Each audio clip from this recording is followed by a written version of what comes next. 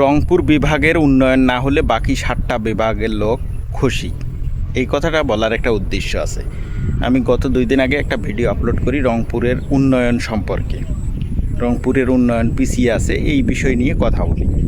তো সেখানে যে কমেন্টগুলো করছে তাতে বোঝা গেল যে রংপুর বিভাগের যদি উন্নয়ন না করে তাহলে 7টা যে বাকি বিভাগ আছে সেই 7টা বিভাগের লোক খুশি।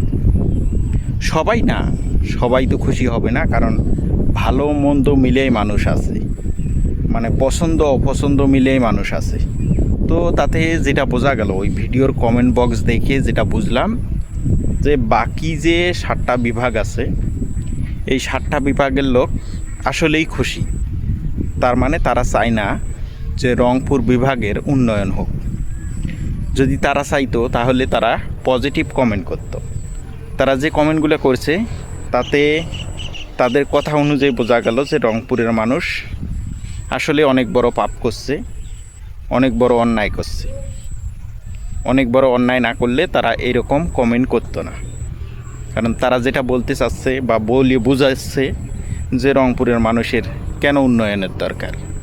রংপুরের মানুষ তো জান্নাত পাইছি, রংপুরের মানুষ তো জান্নাতের টিকিট সংগ্রহ করছে, তাহলে তাদের উন্নয়নের দরকার কি?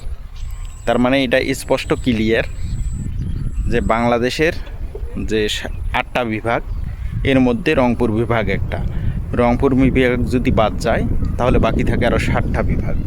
এই 7টা বিভাগের যারা মানুষ আছে, যারা ভিডিওটা দেখছে, তাদের মনে হয় যে রংপুর যদি উন্নয়ন না হয়, রংপুর যে অবস্থায় আছে সেই অবস্থায় যদি থাকে তাহলে তারা অনেক খুশি এবং হ্যাপি।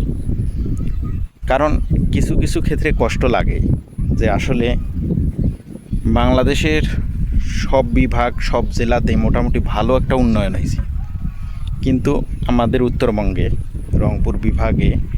রংপুর বিভাগে সব ডিস্ট্রিক্টে না বা সবগুলা উপজেলায় না, কিছু কিছু উপজেলায় এমন একটা অবস্থা যে মনে হচ্ছে যে তারা বাংলাদেশের নাগরিক না, তারা বাংলাদেশে বসবাস করে না। যদি তারা বাংলাদেশের নাগরিক হইতো বা বাংলাদেশে বসবাস করতো তাহলে তাদের এলাকাগুলা রাস্তাঘাট মোটামুটি একটা পর্যায়ে চলে আসতো। আমি দেখছি যে অনেক রাস্তায় মনে হয় গত 20 বছরের মধ্যে মাটি দেওয়া হয় নাই। অনেক রাস্তা এমন অবস্থা, সাইকেল নিয়ে যাওয়ার মতো কোনো অপশন নাই। ভ্যান গাড়ি তো দূরের কথা, অটো রিক্সা তো দূরের কথা, রিক্সা তো দূরের কথা। তো সেই পরিপ্রেক্ষিতে কোনো একটা ভিডিওতে কথা বলি, আর ওই কথাগুলো শোনার পরে মানে ওখানে 3 ভাগের 2 ভাগ মানুষই কমেন্ট করছে, সেটা বোঝা যাচ্ছে যে রংপুরের মানুষের উন্নয়নের দরকার নেই। এটাই বোঝা যাচ্ছে। কারণ যদি রংপুরের মানুষের উন্নয়ন করা হয় বা রংপুর উন্নত হয় তাহলে হয়তোবা তাদের কোনো সমস্যা হবে, হয়তোবা তারা কোনো সমস্যার সম্মুখীন হবে, তাদের হয়তো মহাভারত অসহ্য হবে, তাদের হয়তোবা অনেক বড় ক্ষতি হয়ে যাবে। এই কমেন্টগুলো দেখেই বোঝা যাচ্ছে। তো যাই হোক, সকলকে অসংখ্য ধন্যবাদ।